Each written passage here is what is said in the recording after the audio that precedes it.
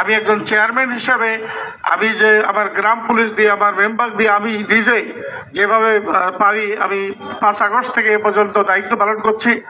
কিন্তু সারা বাংলাদেশে যে হারে ছিনতাই, চুরি, ডাকাতি, খুন, ধর্ষণ হচ্ছে, এটা অনির্বাচিত কোনো সরকার এটাকে সামাল দেওয়া সম্ভব না। আমি একটা উদাহরণ দিয়ে বলি, ভিতরবন্ধ ইউনিয়ন আর নুনখাওয়া ইউনিয়ন মনে করে মারামারি হচ্ছে। আমি সামনে যা দিই তারাই যে ভাই থামেন আমি বিচার করব, দেখবেন যে একটা লোক এটা অমান্য করবে না। যদি করে, নুনখাওয়ার লোক অপমান করে আমাকে, তাহলে ভিতরবন্ধের লোক গায়ে মাখিয়ে নেবে যে আমার চেয়ারম্যানকে অপমান করলো।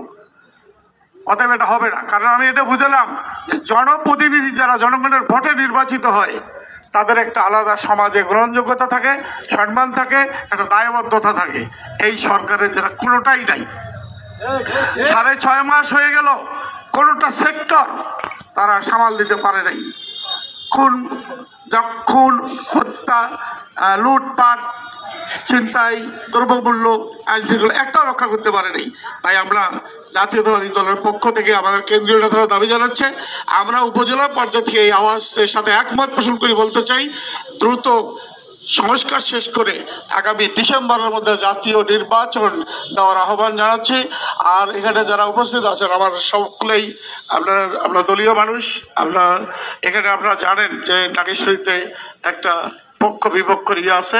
তা আমি যেটা আপনাদেরকে অনুরোধ করব সেটা হচ্ছে, গোলাম রসুল রাজা সভাপতি, আমি সিনিয়র সহসভাপতি, আপনার মোখলেসুর ভাই হচ্ছে সাধারণ সম্পাদক, শহীদুল ইসলাম সহসভাপতি, ফারুক সাংগঠনিক সম্পাদক। যদিও কমিটি বিলুপ্ত করা হয়েছে, কিন্তু আমরাই অনুমোদিত কমিটি ছিলাম। এর বাইরে অনেক কিছু হয়েছে। বিএনপি এই নাগেশ্বরী উপজেলায় এক ইউনিয়নে কয়টা কমিটি, কি সমস্যা, এগুলো সবাই জানেন।